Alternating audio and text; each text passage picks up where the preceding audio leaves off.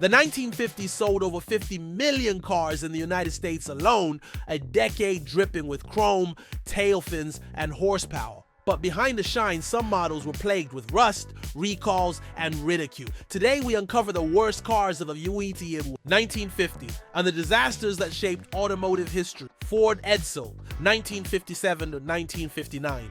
The Ford Edsel has gone down in history as one of the most infamous failures in the automotive world. When Ford announced it in 1957, it was supposed to be revolutionary. Advertisements promised a car unlike anything else on the market, with unique styling, powerful engines, and cutting-edge features. Ford invested nearly $250 million in development and $100 million in marketing, a staggering amount at the time. On paper, the Edsel offered innovation. It had a rolling drum speedometer, push-button gear selectors mounted in the steering wheel hub, and up to 345 horsepower. But reality was harsher. Consumers were put off by its strange vertical horse collar grille, which quickly became a joke. Mechanical problems plagued early models, partly because Ford rushed them out without proper testing. The timing was disastrous. By the late 1950s, a recession was already cooling consumer spending, and buyers were turning towards smaller, more efficient cars. Ford had misjudged the market completely. Instead of selling 200,000 cars in its first year, Edsel sold just 64,000 units in 1958, barely a fraction of projections. By 1960, the Edsel was dead, costing Ford an estimated $350 million in losses. Today, collectors appreciate its oddity, but in the 1950s, it was the car that embarrassed one of the world's biggest automakers, Hudson Jet. 1953-1954. The Hudson Motor Car Company had once been respected for sleek, step-down sedans, but by the early 1950s, it was struggling. To save the company, Hudson introduced the Jet, a compact car aimed at competing with the Nash Rambler and the new wave of smaller automobiles. Unfortunately, the Jet missed the mark. It was priced higher than competitors, starting around $1,900, when a Rambler cost less than $1,500, yet it offered no clear advantages. Its styling was widely mocked. Tall, boxy, and awkward, it lacked the smooth lines consumers wanted. Performance didn't save it. The Jet came with a 202 cubic inch inline-six engine, producing just 104 horsepower. Underwhelming compared to larger cars of the era. Consumers ignored the Jet, and Hudson lost millions. Only about 22,000 Jets were sold over 2 years, a devastating blow that drained resources and pushed Hudson into a 1954 merger with Nash, creating American Motors Corporation. Instead of rescuing Hudson, the Jet helped kill it. Packard, 1957-1958. Models Packard was once one of America's most prestigious car makers, rivaling Cadillac. But by the late 1950s, the brand was fading. Financial troubles forced Packard to merge with Studebaker in 1954, and the combined company struggled to survive. The 1957 and 1958 Packard models are often called Packard Bakers because they were essentially rebadged Studebakers with extra chrome. Gone was the craftsmanship that had once defined Packard. Build quality was poor, styling was uninspired, and consumers could tell the difference. The 1958 Packard Hawk was billed as a luxury performance car, but it looked awkward, with a tacked-on fiberglass nose and fins that felt outdated. Even then, sales collapsed. In 1956, Packard had sold 28,000 cars. By 1958, sales fell to just 2,622 units. The damage was permanent. The once great brand closed its doors in 1958, remembered not for its golden era, but for the sad final years of mediocrity. Kaiser Frazer Henry J. 1950-1954. The Henry J was designed to be America's first true budget car.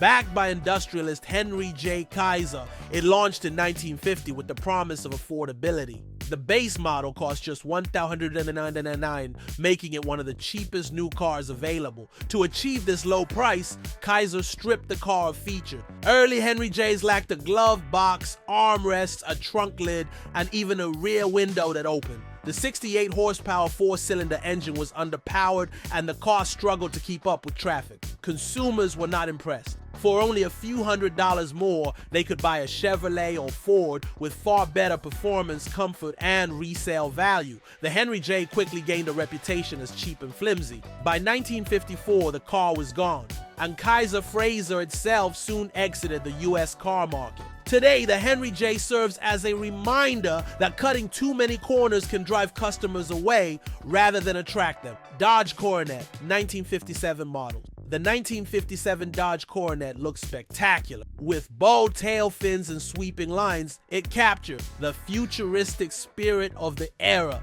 But beneath the shiny surface lurked disaster. Chrysler had rushed its 1957 models to market to outshine Ford and GM. The result was cars plagued with poor quality control. The Coronet's bodies were prone to severe rust. Some cars showed corrosion within a single year. Suspension parts failed frequently, and electrical systems were unreliable. Sales were initially strong, with Dodge moving over 300,000 units in 1957, but word of the quality issues spread quickly. By 1958, sales collapsed as consumers fled to competitors. Today, surviving 1957 Coronets are rare, not because they weren't sold, but because so many fell apart. It remains a textbook example of how rushing a product to market can ruin a brand's reputation. British Ford Anglia 100E, 1953-1959. The Anglia 100E was meant to be Ford's answer to Britain's demand for a small, economical car. Unfortunately, it arrived already outdated. Powered by a side valve engine producing just 36 horsepower, the 100E was slow and noisy. It struggled to exceed 70 miles per hour and was outclassed by rivals like the Morris Minor, which offered more. Modern overhead valve engines. Its design didn't help either.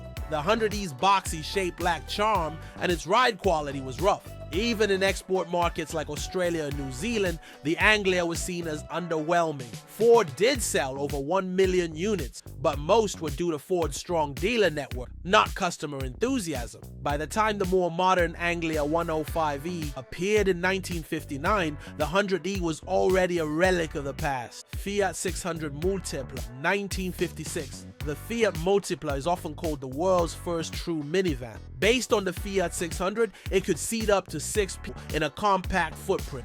On paper, it was ingenious. In practice, it was a mess. The styling was awkward, with a stubby nose and tall body that looked more like a bubble than a car.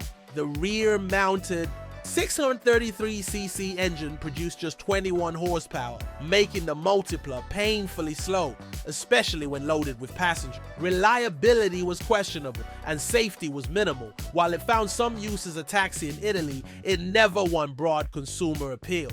The Multipla is remembered more as an oddity than a success. Today, its quirky design has earned it cult status. But in the 1950s, most drivers simply laughed. Chevrolet's early 1950s missteps, before the infamous Corvair of the 1960s, Chevrolet had already made questionable decisions in the early 50s. Models like the 1953 Chevrolet 150 and 210 were criticized for conservative engineering and poor build quality compared to rivals. Rust problems were common, and engines lacked innovation. While competitors experimented with modern V8s, Chevy clung to outdated 6-cylinder stove-bolt engines. Buyers noticed, and Chevy temporarily lost ground to Ford in sales by 1954.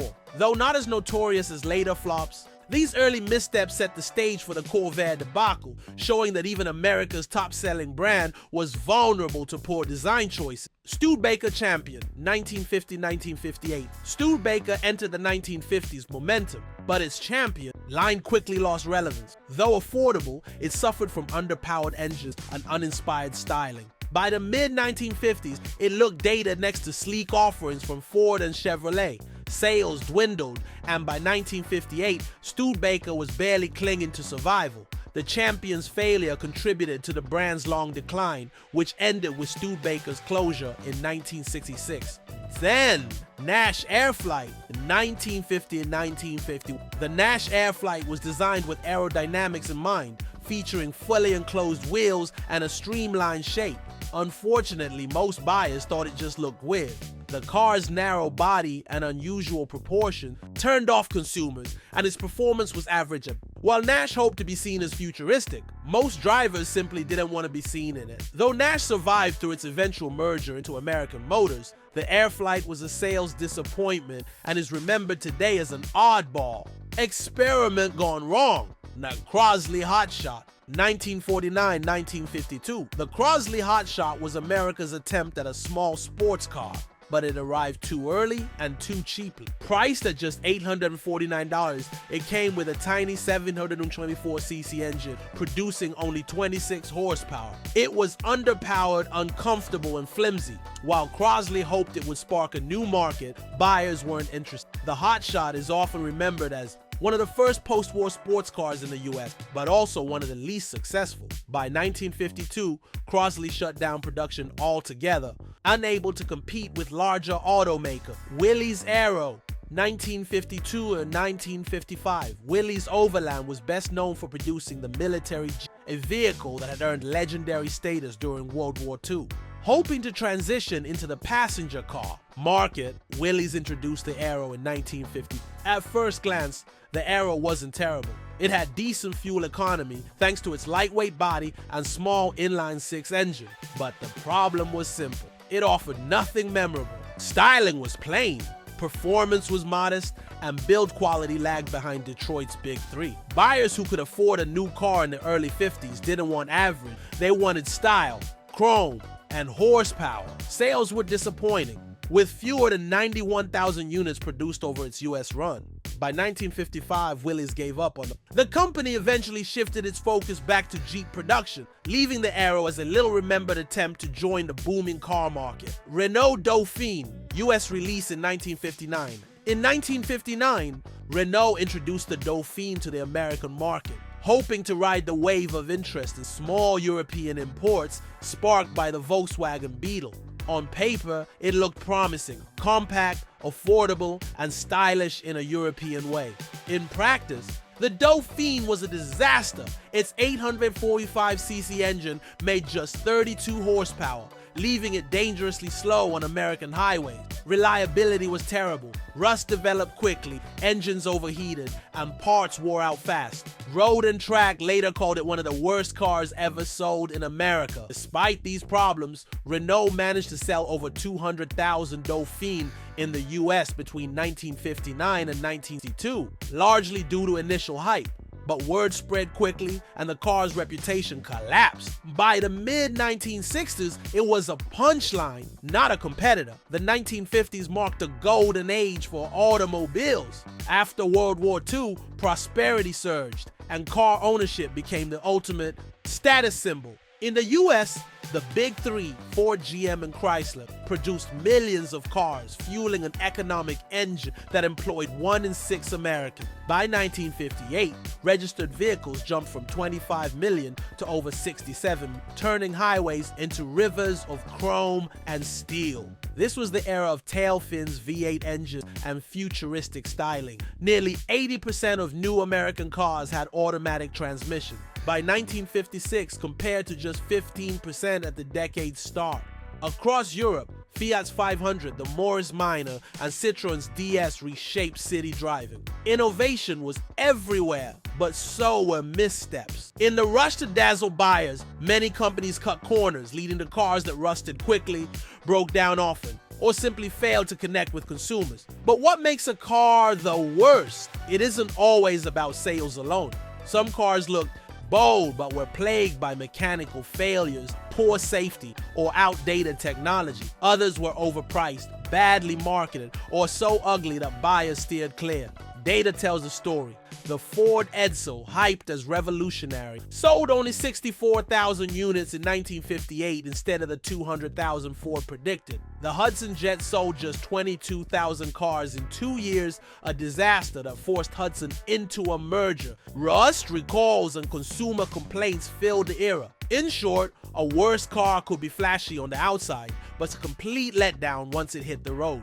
Looking back at the disasters of the 1950s, it's clear that failure rarely came from one issue alone. It was usually a combination of poor timing, questionable design, and a lack of understanding of what buyers really wanted. Take the Ford Edsel. It wasn't just ugly, it was overpriced and launched during a recession. The Hudson Jet? It entered the market when compact cars were still viewed as cheap compromises, not smart choices. Packard's final years showed how even once prestigious brands could collapse when quality slipped and identity. A recurring theme was style over substance. Automakers pushed chrome, fins, and flashy gimmicks, but neglected durability and safety. The Dodge Coronet's rust issue, the Fiat Multipla's lack of power, and the Renault Dauphine's fragility all proved that engineering shortcuts always catch up. Equally damaging was arrogance. Brands assumed loyal buyers would accept mediocrity, but the market punished them. Yet these failures weren't meaningless. They forced car makers to think different. Safety regulations grew in importance. After countless rusted frames and weak brakes, marketing strategies shifted as companies realized hype alone couldn't sell a flawed product. Consumers became savvier, demanding not just style, but reliability, comfort, and long-term value. Even today, the echoes remain. Modern flops, whether poorly designed electric vehicles, rushed crossovers, or overpriced luxury experiments, carry the same DNA as the Edsel or Jet. The lesson is timeless. No automaker, no matter how large or respected, is immune to failure when they ignore the voice of the driver. The 1950s are often remembered as the decade of booming car culture, when chrome gleamed, fins soared, and highways stretched further than ever before. It was a time of optimism and bold design. Yet as we've seen, it was also a decade of spectacular failures. Cars like the Ford Edsel, Hudson Jet, and Packard's final models remind us that even the biggest names in the industry can misread the market, push out rushed products, or let ambition outpace engineering. What makes these stories fascinating isn't just the failures themselves, but the lessons they leave behind. The Edsel proved that hype without substance can sink even a giant like Ford. The Henry J showed that cutting corners in quality only drives customers away. The Dodge Coronet's rust issues revealed the dangers of rushing production. Each flop carried a warning that continues to echo through today's auto industry. No matter how flashy the marketing or futuristic the design, a car must deliver reliability, safety, and value, or it will quickly be forgotten, or worse, ridiculed. Still, these failures are part of what makes car history so rich. They sit alongside the legends of the 50s, not as triumphs, but as reminders that innovation is a risky game. And perhaps that's why we're still talking about them decades later. They fascinate us because they failed so big. If you enjoyed this journey through the worst cars of the 1950s, don't forget to like this video, subscribe to the channel, share it with fellow car enthusiasts, and drop a comment below. Which of these flops surprised you the most? And which do you think was truly the worst car of the decade? Let's keep the conversation rolling.